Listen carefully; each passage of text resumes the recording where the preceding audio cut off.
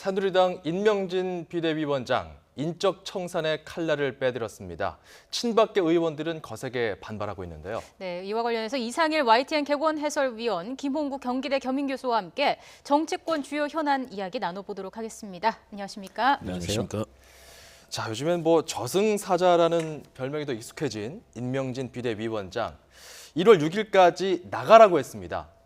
누굽니까? 누가 나가야 되는 겁니까? 임명진 비대위원장이 승부수를 저승사자의 면모를 보였습니다. 네. 일단 비박 진영이 개혁보수신당으로 탈당하기 전에 친박 팔적이라는 얘기를 했습니다. 일단은 당대표라든가 정부의 요직을 맡아서 있던 사람 세 사람이죠. 이정현 전 대표, 그리고 최경환 의원, 그리고 서청원 의원 세 사람이 일단 핵심이고요. 거기에 더불어서 그동안에 총선 당시에 패권적인 행태를 보였던 분 얘기합니다. 조원진, 이장우, 홍문종 세 분을 얘기하는 거고요. 예. 또 호가호의하고 막말한 분, 여기는 윤상현 의원과 김진태 의원 8명을 이제 비박 진영에서 이 팔적이라고 얘기했지 않습니까? 네. 예. 이분들을 포괄하는 것으로 보이고요. 더불어서 친박 정당에서 벗어나서 새누리당이 살아나가고 보수 정당의 가치를 위해서는 박근혜 대통령 탈당도 포함된다. 다시 말해서 9명에 대해서 저는 최소한 명시적으로 얘기하고 있다라고 판단합니다. 이분들이 진짜 나갈까요? 어떻게 보십니까? 지금 상황까지 흐름으로 봐서는 그렇게 보기는 어렵죠. 왜냐하면은 이제 개혁보수신당이 그 탈당을 하기 전에 이제 이 탈당파가 요구했던 게 유승민 비대위원장 카드를 제시하면서 예. 전권을 달라고 했었는데 그때 전권이라는 것은 결과적으로 어떤 이런 이제 내부적인 인적 청산 이런 부분에 대해서 그 권한을 달라 이런 요구를 했었거든요. 거기에서 이제 반대를 했기 때문에 탈당 사태가 일어났었고 그 뒤에 후속 카드로 이제 임명진 비대위원장 카드를 받아들였는데 결국 이제 똑같은 상황이 벌어졌거든요. 그렇다라고 하면 결국 친박 지금 이제 지목되고 있는 그런 분들이 여기에 동의해서 탈당 이 요구를 받아들일 수 있었다라고 하면 기존에 이미 그 탈당 사태 전에 내부 봉합을 했었어야 될 텐데요. 예. 아마 이 부분 카드를 받아들이기 어려울 것으로 보이고 그렇기 때문에 지금 그 임명진 비대위원장은 시한을 제시했습니다. 1월 네. 6일까지 시한을 제시하고 그렇지 않을 경우는 이제 거취 문제를 포함해서 1월 8일에 어떤 입장을 내겠다라고 했는데 그렇죠. 아마 새누리당이 한 번 더 이런 어떤 내부적인 어떤 갈등, 청산 문제로 인한 상당한 혼란에 빠져들 가능성이 예. 많아 보입니다.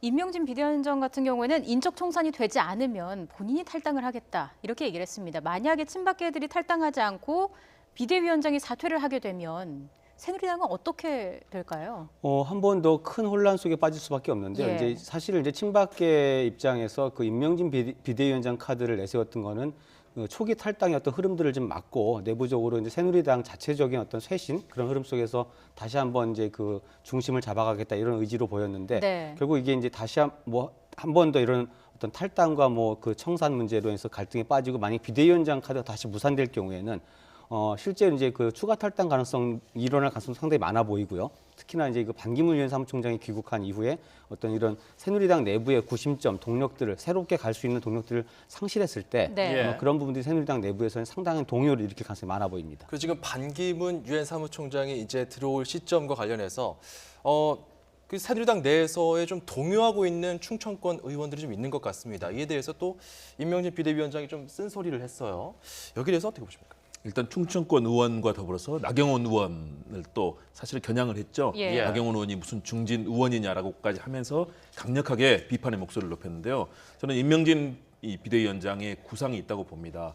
일단 개혁보수신당 비박 진영은 나가서 중도와 그리고 보수의 가치에 근거한 새로운 정당 형태를 일단 만들어서 예. 이 중심을 잡아야 되는 거고요. 새누리당 같은 경우는 사실상 지금 박근혜 정부의 국정농단 사태에 의해서 사실상 당의 형체도 이 국민들에게 비판을 받을 정도로 어려운 상황에 놓여 있습니다. 만일에 이대로 간다면은 새누리당은 정말 큰 위기를 맞을 수밖에 없기 때문에 네. 예. 최소한도 친박 정당이라는 기본적인 그런 모습에서 벗어나야 되겠다. 그런 측면에서 승부수를 던진 거고요. 그렇다면 당내에 있는 소위 말해서 충청권이라든가 또는 나경원 의원이라든가 이런 분들이 동요하지 말고 당의 중심을 세우는 데 나서야 되지 이렇게 반기문 총장이 귀국한다고 해서 여기저기 왔다 갔다 하고 또는 국민들에게는 기웃거리는 모습이 될 수도 있거든요. 네. 예. 그런 모습보다는 새누리당의 일정한 틀들을 유지하면서 친박 정당의 그런 모습들을 벗어나서 그래도 보수 정당으로서 국민의 신뢰를 받을 수 있는 정당으로 일정하게 탈바꿈하고요. 그리고 나서 나중에 아마 조기 대선이 있을 것으로 보이는데 예. 그렇다면 개혁보수신당과 나중에 향후에는 보수 진영이 전체로 같이 연대해서 대선을 치른다. 이런 구상까지 가지고 있는 것으로 보입니다. 그렇기 때문에 새누리당이 너무 지나치게 흔들려서는 안 된다. 그리고 친박 진영의 의원들 최소한 뭐 소위 말하는 친박 팔짝을 얘기했지만 예. 전부 다 탈당을 시킬 수는 없다고 볼 겁니다. 그렇다면 최소한도 두세 명이라도 나가는 모습을 보이면서 국민들에게 그동안 있었던 이 국정농단 사태에 대해서 친박 진영이 사죄하는 모습을 보여야 새누리당이 살 수 있다는 그림 속에서 저는 이 충청권 의원이라든가 또는 예. 나경원 의원에 대한 이 비판을 보이고 있다고 이렇게 판단합니다. 새누리당이 그 범보수 진영의 어떤 후위를 도모하면서 그렇게 좀 각을 그렇게 많이 세우진 않을 것이라고 말씀해 주셨는데 그 국민의당 같은 경우도 거기에 포함되는 겁니까? 국민의당도 일정하게 포함을 하고 있습니다. 예. 왜냐하면 국민의당이 안철수 전 대표의 세력과 다음에 과거의 호남 이 진영의 의원들이 대부분이지 않습니까? 네. 예. 더불어서 새누리당에서 합류했던 이태규 의원이라든가 이런 분들은 사실상 새누리당과 굉장히 보수적인 가치에 대해서 공감하는 측면들이 있거든요. 예. 그런 부분까지 겨냥을 하지만 그러나 실제로 막상 중요한 선거의 상황이 되고 정치적인 흐름들이 이어질 때 같이 꼭 합류한다는 보장을 할 수는 없습니다. 그러나 최소한도 중도 진영과 보수의 가치를 아우르는 정치 세력으로서 중심을 잡는다면 예. 보수가 다시 한번 그동안에 있었던 이런 국정농단, 국기문란 사태에 대해서 국민들에게 사죄하면서 다시 한번 정치적 도모를 할 수 있는 계기를 만들 수 있다는 측면에서 네. 새누리당 내에서 다양한 그림이 만들어지고 있고 예. 실제 또 이 같은 그림들은 뭐 정우택 원내대표라든가 이런 분들도 얘기를 하고 있는 거거든요. 예. 대선 그렇죠. 때는 다 만날 것이다. 그리고 우리가 다시 한번 재집권하겠다는 전략을 갖고 있는데 과연 국민들에게 어느 정도 진정성이 있게 받아들여질지 결국은 또 다른 정치력의 시험을 받아야 된다고 봅니다. 예. 또 이 민주당이 촛불 민심을 최대한 입법에 반영하겠다 이런 얘기를 했었는데 또 시민단체와의 공조에 나서기도 했습니다. 근데 또 이에 대해서 국민의당과 개혁보수신당은 부정적인 입장을 보이지 않았습니까? 네. 어떻게 보면 국민의당과 개혁보수신당이 좀 공조 가능성을 타진한 거 아니겠습니까? 그럴 가능성이 상당히 많이 엿보이죠. 예. 일단 뭐 개혁보수신당 입장에서는 뭐 시민운동 세력과 함께하는 이제 사회 뭐 대개혁, 대청소까지 얘기하고 있는 야권의 그 입장에 동의하기 좀 어려운 건 당연한 얘기일 것 네. 같고요. 예. 또 국민의당의 어떤 입장이 이제 애매할 수 있는데 국민의당은 기본적으로 같은 뿌리 야권에서 이렇게 흘러나왔습니다만 나름대로 어떤 이제 총선 과정을 거치면서 중도적인 어떤 입장들, 그런 온건한 어떤 사회개혁 이런 이야기들 많이 해왔습니다. 그 속에서 특히나 이제 대선을 앞두고 만약에 더불어민주당이 이 굉장히 강경한 운동권 논리가 상당히 개입된 방식의 그 일종의 사회개혁 이런 것들을 주도해 나간다고 했을 때 네. 거기에서 국민의당이 어떤 입지를 가질 수 있을 것인지 그리고 어떤 그 정치적인 대선 구도에서 어떤 주도권 문제라든지 이런 것들에 대해서 상당히 그 입장이 다를 수가 있어 보이고요. 예. 그렇기 때문에 국민의당 입장에서는 아마 그렇게 더민주가 이렇게 추진하는 어떤 이제 전체적인 그 사회개혁 이런 어떤 흐름에 쉽게 동의하기는 어려워 보입니다. 그런 각도에서 본다면 예. 국민의당과 개혁보수신당이 일정하게는 좀 같은 비슷한 입장을 취할 가능성도 많아 보입니다. 이렇게 네. 정치권에서 여러 가지 움직임들이 나오고 있는데 그 추동력은 아무래도 국민들일 겁니다. 국민들이 이제 광화문 광장에 나와서 목소리를 높이기도 하고 이러면서 여러 가지 검찰 수사도 빨라지고 그러지 않았습니까? 오늘도 10차 촛불 집회가 지금 예정이 돼 있습니다. 이미 예, 지금 화면에 나가고 있는데요. 화면이 나오고 있는데 화면상으로 봤을 때 광화문 집회가 왼편이고요. 그리고 보수단체의 맞불 집회가 오른쪽 화면으로 나가고 있습니다. 예. 자, 지금 오늘로서 이제 10차 촛불 집회입니다. 벌써 10번째 열리는 건데 어떤 의미가 있다고 보십니까? 정말 대단하다고 봅니다. 이제 9차 집회까지가 892만 명, 예. 아마 오늘 108만 명 정도가 합세가 되면 연인원 1,000만 명이 되는 네. 겁니다. 예. 그런 가운데 경찰 연행자 단 한 명 없이 정말 평화롭고 전 세계가 오죽하면 독일의 디차이트 같은 경우는 유럽과 이 미국, 다시 말해서 서구 민주주의의 모델인 이런 나라들이 대한민국에서 배우라고 할 정도로 전 세계에서 대한민국의 이 평화롭고 질서 높은 촛불 집회는 전 세계에 이 칭송을 받는 정말 네. 집회 문화의 표준이 됐습니다. 예. 그런 측면에서 국민들이 보여줬던 뜨거운 열망 그리고 국민들의 실망과 분노가 얼마나 컸습니까?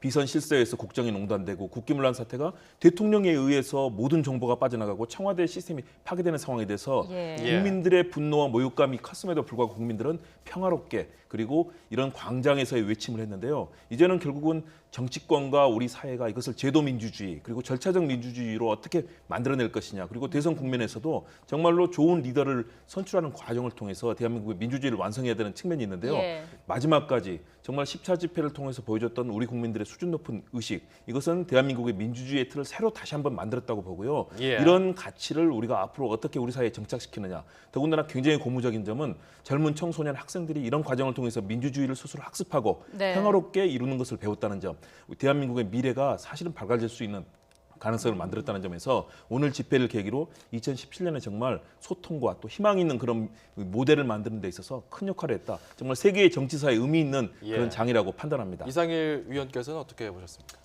전체적으로 정말 말씀하신 것처럼 성숙한 시민 의식이 오히려 정치를 압도하면서 아마 탄핵 국면을 이끌어온 어떤 그런 평화롭게 이끌어온 힘으로 작동을 한 것 같고요. 네. 뭐 해를 넘기면서까지 이제 오늘 뭐 마지막이 아니라 이제 올해 마지막이 되겠습니다만 집회가 이어지고 있는데 뭐 지금 이렇게 뭐 보수단체 맞불 집회에도 나옵니다만 전체적인 큰 흐름은 역시 그 탄핵의 조기 판결과 또 인용을 바라는 마음들이 아마 다수 여론일 것 같은데요. 예. 그럼에도 불구하고 여러 가지 어떤 이런 상황들을 오히려 정치가 어떤 시민의식을 주도하거나 운동을 끌고 가는 것이 아니라 시민들이 오히려 평화롭고 질서 있게 어떤 이런 흐름들을 만들어 오면서 이 대통령 탄핵이라는 큰 사건이 뭐 어떤 불상사 없이 이렇게 네. 지금 흘러갈 수 있게 하는 힘으로 작동을 하고 그것을 계속 유지해가는 아마 대단한 현상이라고 지금 기록이 될 것 같습니다. 이게 10차 동안 촛불 집회가 진행되는 과정에서 박사모 등 해가지고 이런 맞불 집회도 점점 목소리가 커지지 않았습니까? 네, 그렇습니다. 저는 그런 목소리도 존중돼야 예. 된다고 봅니다. 왜냐하면 민주주의 사회는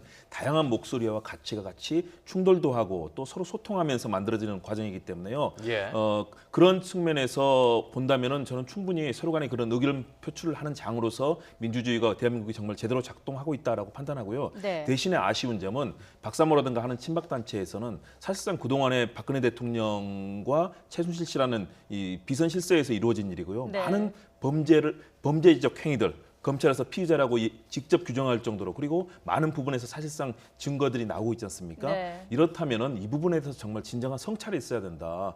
내가 아무리 좋아하는 정치인이고 내가 정말 그 정치인과 함께 모든 가치를 함께하고 싶더라도 최소한도 잘못됐던 부분에 대해서는 진지한 성찰이 있어야 되는데 현재 상황을 보면은 대통령이라든가 이 변호인단에서는 전면 부인하고 있지 않습니까? 네. 예. 그렇지만 그동안 검찰 조사라든가 특검 이 조사 과정을 통해서 나오고 있는 것들은 명명백백한 증거들이 있지 않습니까? 그리고 대통령도 이미 그런 일정한 부분에 대해서 시인을 했습니다. 네. 그렇다면 정말로 서로가 반대되는 입장이더라도 이 명백한 상황에 대해서는 성찰과 그리고 제대로 된 진단을 통해서 그리고 나서 사죄하고 앞으로 좋은 정치를 하는 걸 바라는 그런 마음이 필요하다. 예. 촛불 민심도 중요하고 또는 반대되는 집회의 의사도 저는 중요하다고 봅니다. 대신에 정말 민주주의 가치를 수호하기 위한 시민의식들이 얼마나 중요한지에 대해서 다 같이 공감하는 이런 장으로 승화된다면 이런 서로 간에 부딪히는 장들도 의미가 있을 거라고 봅니다. 자, 네. 지금 이제 화면으로 계속 광화문 집회 현장과 맞불 집회 현장을 보여드리고 있거든요. 잠시 좀 현장 설명을 해드리겠습니다.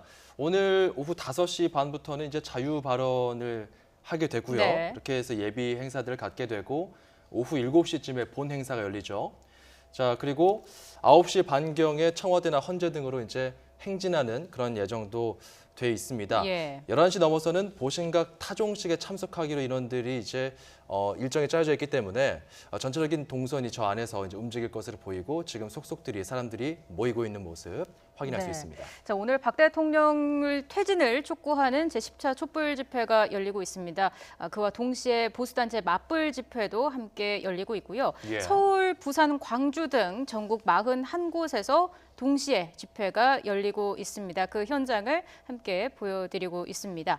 자, 올해 마지막 촛불 집회입니다. 주제가 송박영신으로 정해졌는데 이 점 관련해서는 저희가 잠시 뒤에 다시 한번 얘기를 나눠보도록 하겠고요. 저 그 박사모를 비롯한 그 일부 단체들 대통령 탄핵에 반대하면서 지금 집회를 열고 있는데 현재 오른편입니다. 오른편은 이제 서울시청 앞 광장이죠. 네. 그리고 이 단체들은 이제 광화문 광장에서 한 700m 정도 떨어져 있는 덕수궁 대안문 앞에서 맞불 집회를 아까부터 이제 열고 있더라고요. 예. 열고 있는 상태고 세월호의 어떤 노란 리본과 촛불에 맞서서 태극기 배지를 달고서 하겠다.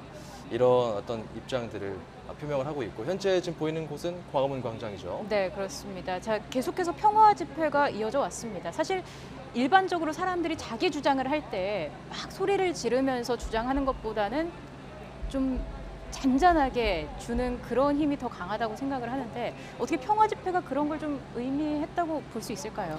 그렇죠. 보통 이제 그동안 익숙한 풍경이 뭐 여러 가지 뭐 집회나 시위가 이렇게 격해지면은 네. 뭐 여러 가지 폭력 사태, 이제 예. 물리적인 폭력이 동원이 되고 또 거기에 맞서서 그 질서 유지를 해야 되는 경찰의 대응 수위도 높아지면서 네. 그런 충돌이나 이런 것들도 부상자, 연행자가 다수 발생하고 이런 것들을 많이 봤는데요. 네. 그러다 보면 그 속에서는 힘의 대결만 남지 어떤 논리적인 왜 이런 그렇죠. 주장들을 하고 왜 이것이 타당한지를 논하는 자리들은 사라지고 오히려 이제 남은 부분들은 굉장한 충돌만 남거든요. 네. 오히려 그런 면에서 본다면은 이번에 그 시민들의 자발적인 참여를 통해서 이렇게 지금 진행되고 있는 집회들은 그런 목소리들을 담아내는 오히려 이렇게 크고 뭐 강하게 뭘 갖고 움직이고 뭐 부수고 하는 일은 없었지만 예. 정말 왜 이런 마음들을 갖게 됐고 왜 이렇게 주장하는지를 시민들이 직접 이야기하고 오히려 그런 것들이 이렇게 점점 크게 울려가는 그런 어떤 소통의 장이 좀 된 게 아닌가 싶습니다. 사실 네. 오늘 좀 우려되는 것이 그런 평화의 기조가 쭉 이어지려면 충돌이 없어야 되지 않겠습니까?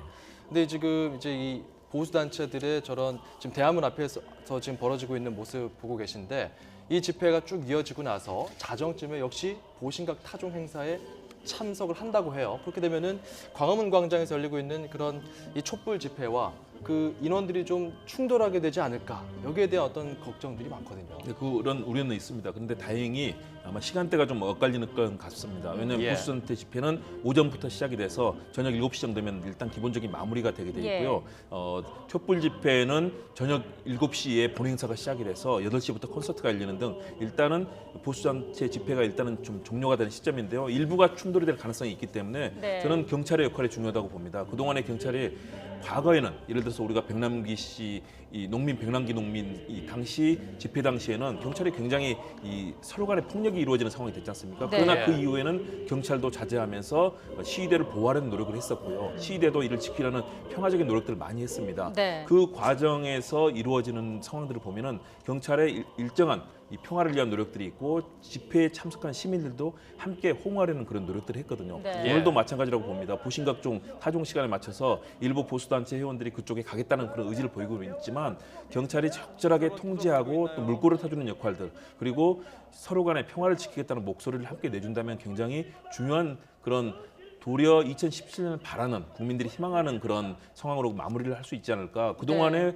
보여줬던 10차 집회까지의 과정들을 본다면 저는 그런 충분한 기대를 할 수 있다고 보고요. 예. 그런 과정에서 지난번에 있었던 그런 과거에 있었던 그런 폭력적인 그런 상황이 되지 않도록 경찰과 시민 모두 함께 또 자중자애하면서 대한민국을 이끌어 주시기를 기대합니다. 예. 자, 저희가 앞서 자막으로도 보여드렸는데 올해 마지막 촛불 집회 주제를 송박영신으로 정했습니다. 어떤 의미가 있을까요? 보통 이제 송구영신이죠. 예. 일반 용어로 이제 우리가 옛 것을 이제 보내고 새로운 것을 만든다. 그래서 새해를 맞이할 때 이제 늘상 쓰는 용어인데 촛불 집회 탄핵 흐름이 계속되면서 이제 광화문 광장에서 생겨난 새로운 용어로 송박영신. 예. 박근혜 대통령을 이제 좀 탄핵 끝내고 그 시대를 끝내고 새로운 시대를 맞고 싶다는 그 시민들의 의지가 담긴 용어가 되겠습니다만 그러나 이제 지금 이제 탄핵안 자체는 이미 이제 헌법재판소로 넘어가서 법적인 판결 과정을 가지고 가고 있고요. 그리고 그 동안에 이제 탄핵에 찬성하고 그거를 요구하는 시민 여론이든 또 반대하는 쪽이든 충분히 그런 이제 의견들은 표출을 했기 때문에 아마 법적인 어떤 판단들을 내리는데 어떤 이런 물리적인 여론의 힘, 물론 참고는 되겠습니다만 그걸 가지고 어떤 내려질 수는 없는 부분이기 때문에 네. 아마 새해를 맞이해서는 조금 더 좀 차분하게 그런 어떤 이제 이후의 절차들을 기다리는 그런 흐름이 좀 만들어졌으면 하는 바람이 있는데요. 송박영신 그 국민의 그 기대가 언제 어떻게 이루어질지 조금 더 헌법재판소 판결을 지켜봐야 될 것 같습니다. 예. 알겠습니다. 이런 시민들의 어떤 이야기, 열정들, 뭐 어떤 바람들 정치권에서 좀 수렴이 돼서 이게 좀 이제 제도적으로 좀 합리적으로 돌아가야지 이런 부분들이 좀 내년부터 좀 더 원활하게 새 뜻을 펼칠 수 있는 계기가 되지 않겠습니까? 국민의당 이야기를 좀 다시 돌아와 보겠습니다. 정치권에서 이 국민의당 같은 경우는 원내대표가 이제 김성식 의원이 떨어지고 주승용 새 원내대표가 됐어요. 여기에는 이제 아무래도 안철수 의원도 걸려 있고요. 여러 가지 당내의 역학 구도가 복잡하게 얽혀 있습니다. 이번 주승용 의원의 원내대표 당선 어떻게 보셨습니까? 일단 김성식 의원 후보로서 나섰지만 탈락을 했죠. 네. 김성식 의원의 경우는 안철수 전 대표의 최측근이라고 할 수 있습니다. 그렇죠. 안철수 전 대표가 주장했던 새정치라든가 또는 이 변화하는 대한민국 정치의 상징으로서 함께 그 역할을 했었는데요. 그런 측면에서는 이번 선거는 안철수 전 대표의 실패다. 그리고 그동안에 당에서 가져왔던 소위 말해서 안철수 전 대표가 추동이 돼서 만들어진 것이 국민의당이고요. 예. 지역적으로는 호남이라는 그런 기반을 갖게 네. 됐습니다. 그러나 안철수 전 대표가 리더십을 사실상 발휘하는 데 실패했다. 정치 세력으로서 국민의당을 자신의 목소리를 반영시키는 데는 일단 이번 과정을 통해서 성공적이지 못했다는 것이 드러났던 상황이고요. 그리고 이 주승용 원내대표 체제가 된 것은 결국은 호남 지역 의원들이 기반이 된 국민의당이 단순하게 안철수 전 대표가 주동이 되는 리더가 돼서 끌고 가는 정당이 되기를 거부하고 네. 예. 호남 민심과 전국에서 이 정치 체제가 요구하는 새로운 흐름에 대해서 반영하는 그런 성격으로 당의 체제가 가져가야 된다는 그런 측면에서 안철수 전 대표의 실패지만 그러나 또 다른 이 국민의당이 상황에 진입했다고 봅니다. 그동안에 국회 전체에서는 캐스팅 보트 역할을 국민의당이 했습니다. 네. 그러나 지금 상황은 친박 진영에서 벗어난 개혁보수신당이 이 국회 전체에서는 캐스팅 보트 역할을 하는 그런 상황이 됐거든요. 예. 그렇기 때문에 국민의당이 새로운 정치적 좌표와 이념 그리고 정치적 역할을 찾아야 되는 상황이 됐고요. 네. 안철수 전 대표도 이번을 계기로 해서 본인이 어떻게 하면 대권 주자로서 사실은 지지율과 당의 지지율도 하락하고 있는 상황에서 어떻게 리더십을 바로 세울 것인가를 점검할 수 있고 또 방향을 찾는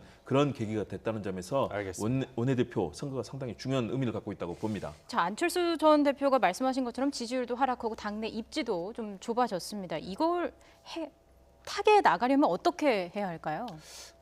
결국 이제 안철수 전 대표 과거에 2012년까지 돌아가보면 안풍으로 시작된 네. 정치적인 새로운 흐름을 만들어낸 장본인입니다만 지금 대선 국면, 탄핵 국면에서 그 정치적 입지가 많이 약화됐는데요. 예. 그런 흐름들, 이렇게 안철수 전 대표에 대한 어떤 국민들의 반응, 호응이 커질 때와 줄어들 때를 이렇게 비교해 보면은 결국 이게 뭔가 새로운 길을 모색하고 그런 어떤 뭔가 기존의 정치와는 다른 문법으로 정치를 끌고 가보겠다 이런 의지가 네. 굉장히 강하게 표출될 때는 국민들의 반응이 굉장히 높아지다가 그런 것들이 좀 줄어들 때 같이 감소하는 현상을 보입니다. 결국 이제 총선 이후에 안철수 전 대표가 뭐 이렇다 할 때 무엇을 위해서 도대체 탈당을 하고 창당을 해서 대선에 뛰어들려고 하는가 여기에 대한 어떤 그 분명한 답들을 잘 이렇게 명확하게 제시하지 못하면서 네. 탄핵 국면에서도 대통령 퇴진이라는 구호는 뭐 국민들이 요구하는 것과 똑같은 수준의 이야기거든요. 그 이상의 어떤 그 한 단계 더 앞을 내다보면서 끌고 가는 힘 그런 어떤 리더십이나 콘텐츠들을 제대로 내놓지 못하기 때문에 그런 것들이 아마 이 지지율 하락에 좀 이렇게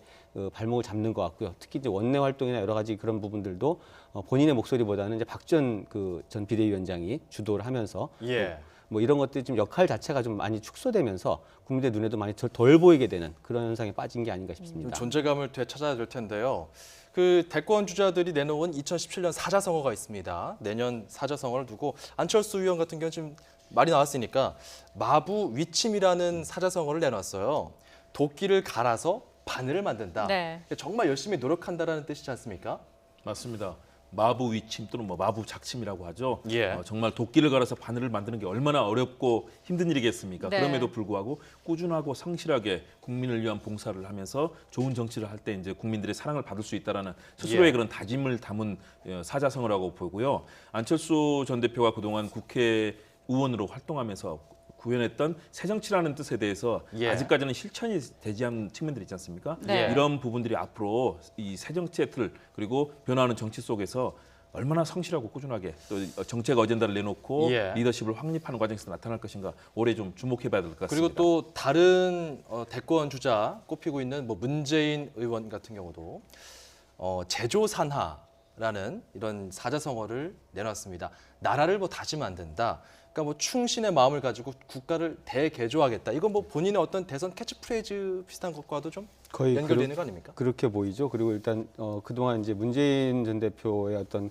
정치적인 그 기조, 뭐 노선 이런 것들에 대해서 여러 가지 이제 불확실성에 대한 이야기들이 많았는데 좀 굉장히 강력한 개혁을 그런 것들을 내걸고 대선에 임하겠다는 의지를 그렇게 담은 어떤 사자성어로 보입니다. 네. 예. 일단 한 해가 이제 마무리가 될 텐데요. 새해가 밝아올 텐데 앞으로 풀어야 할 과제도 참 많을 것 같습니다. 자, 2016년은 촛불 집회로 마무리가 될 것 같습니다. 10차 촛불 집회 그리고 이에 반대하는 맞불 집회가 현재 열리고 있습니다. 오늘도 부디 평화롭게 마무리되기를 기대하겠습니다. 네. 지금까지 이상일 YTN 개건 해설위원 그리고 김홍국 경기대 겸임 교수와 함께 정치권 이야기 나눠봤습니다. 오늘 말씀 고맙습니다. 네, 감사합니다.